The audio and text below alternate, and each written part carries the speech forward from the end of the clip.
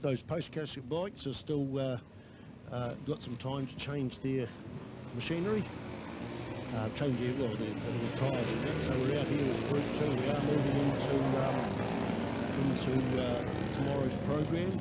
Colin London was just up. He's a little bit disappointed because he should have been out in that last race. His bike's out of action till tomorrow, and but that's life. He's happy. He's come up here and we've had a chat, and he's done a bit of talking behind the microphone. Hello, we've got a bike parked up on the inside there. Was leading into turn 1, but is pulled right off to the side there. So Group 2 is, got to get the right bit of paper now. Group 2 is vintage, pre-war 350 and 500. 0 to 250 pre-63 Clubmans, factory modified and classics. It's a 4-lapper amongst other people out there. We'll start at the bottom on the screen. This is only in terms of number order, actually, nothing to do with who's who.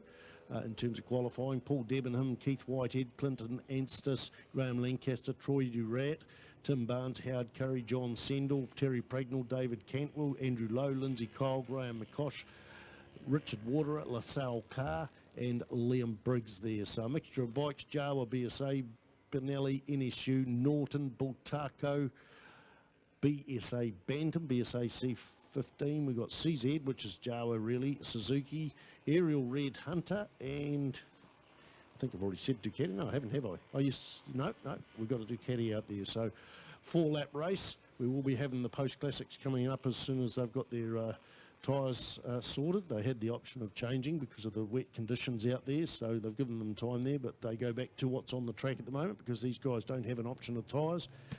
Classic racing, they didn't have options in the old days, so they don't have them now, so they must be treaded tyres. But coming across the start-finish line, 251 is Tim Barnes. In second place is LaSalle Carr on the bike 53. Terry Pregnell on 159 goes through there.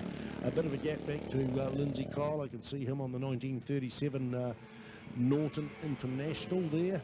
Going into turn 1 there, the Toyota corner. Somebody is right on his tail. That's probably Dick Water on the Benelli 2C with another Benelli behind him. Keith Whitehead, Troy Durat on the Suzuki T250 and John Sendell on the BSA Bantam. Now, if you're into BSA Bantams, John Sendell is a man. We had a man, a legend in motorcycling, Ken Bain, who was addicted to these. I spent a bit of time with Ken over the years, particularly at the Christchurch swap meeting where he was turning red wine into urine. I was turning beer into urine, and spent a few hours with him.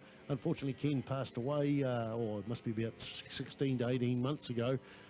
All his BSA Bantam stuff pretty much went to John Sendell. So if you want BSA Bantam parts, talk to him. And he's improving his knowledge all the time. So John Sendell out there on the BSA Bantam. What do we got? He's number 168, and it's a 183cc BSA Bantam. Local man, Palmerston North. We're in Fielding now. Palmerston North's only a few miles down the road. Looking back out onto the track there on the back straight, Tim Barnes has got about a 100-metre lead over and above LaSalle Carr. We go back 200 metres to third spot. That'll be Terry Pregnell on the 159 machine. Lindsay Kyle is still holding his own on this beautiful Norton International. And just in behind him, Dick Waterer. Lindsay's put on some good battles on this pre-war machine. There's a couple of pre-wars out there. What have we got? We got 1940, well, that's pre-war, 1940 NSU. It'll be a pre-war design, 37 Norton International. And the 1938 Aerial Red Hunter, that's 292 out there, Graham Lancaster. So 4-lap race there, and there it is. Lindsay Kyle goes through the start-finish line there. He's got his red light on and his raincoat on as well, flapping in the wind. So he is in 4th spot. The lead, the gap between the first and second place is not as substantial as it was down the back straight there. So LaSalle Carr is closing up there, the BSA versus the Ducati. The BSA, they can see this going into the hairpin at the moment. Terry Pregnell goes through the turn 3 there on the 159, the Benelli 2C. So the lead bites there coming out of the hairpin there, down that back straight. Definitely Tim Barnes has got a bit more legs. That gap opens up down the back straight, so we'll see what LaSalle can do under braking. There's no chance of getting in behind his slipstream here. The bike out the front, Tim's is fared. LaSalle Carr's is not fared, but certainly that Ducati's quicker down that back straight. So I'm not even sure how, 4 minutes and 40. So we've probably got the white flag has been out and gone. I didn't notice that. I did move my computer over a bit. Normally the computer screen obliterates that start-finish crew, but I thought I'd move it across there. But still, I've still got to actually tell myself to keep an eye on it, really. Sometimes it couldn't even run a bath. That's how bad it gets. But onto the front straight, that battle for the lead. I'll tell you what, if we've got one more lap, and we do have one more lap, that's the white flag coming out. I reckon the car is going to reel him in there somewhere through the infield. So it is 251 versus 53. We've got a gap there of 0.77 of a second. I'd say that's probably about right there going across the start-finish line. So watch this battle through the infield, because the car is a lot quicker, at least in the last lap, going through there. 159, Terry Pregnell down that front straight there in third spot. Lindsay Kyle here still holding off Richard Waterer. Yep, that's bike number 91 versus number 63 there. Here we go. Somebody's got the yellow raincoat on there, coming along the front straight across the start-finish stripe. It is number 285, Troy D. Rat. 384 is Clinton Anstis on the Jara, 559. Where's that battle for the lead? No, the car didn't quite get there. I see them coming out of the hairpin, so it is still Tim Bards on the Ducati 250 out in the front. 141.05 versus a 141.82. That's the best time. That's the last time as well as the best time as well. We go back to the next three riders. They're all in the 49s.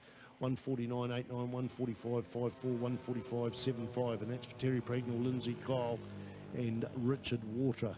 Average speed 108 kilometres around that circuit. So 108 for the lead bike, Timmy Barnes, and 107 for LaSalle Car.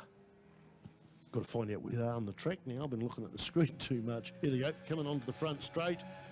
And the checkered flag comes out. The white flag's gone away, been tucked away. The checkered flag comes out. Timmy Barnes on the 251 Ducati, followed by 53 LaSalle Car there in second spot, looking a long way back to third spot. And Terry Pregnell, he's got a lonely ride out there. He's coming round that big Go Media sweeper there on the Benelli 2C, the Italian motorcycle, the twin cylinder. Yep, he's still coming, folks. You can imagine me commentating. There he goes.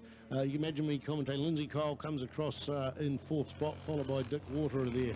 And Lindsay shakes his hand out. I come here for 2 weeks ago during the week for the schoolboy racing, and they're all on little wee mini bikes. I mean, we're talking 30 cc's here. We're talking bikes that when they broke down, all they did was they passed them through the holes in the pit lane along the start-finish straight. They were that small. And the Minimoto sidecars, the Minimoto GP, there was nearly 200 riders here, and what an outstanding event, and it was great to see all these kids. They, a lot of them had bought themselves a motor and some brakes and maybe an exhaust pipe and built and raced these motorcycles, and hopefully we're going to see a few of them in future years pick up other forms of motorcycling once they leave school. So that's that done and dusted, folks, and we'll come back on when we've got something on the track shortly.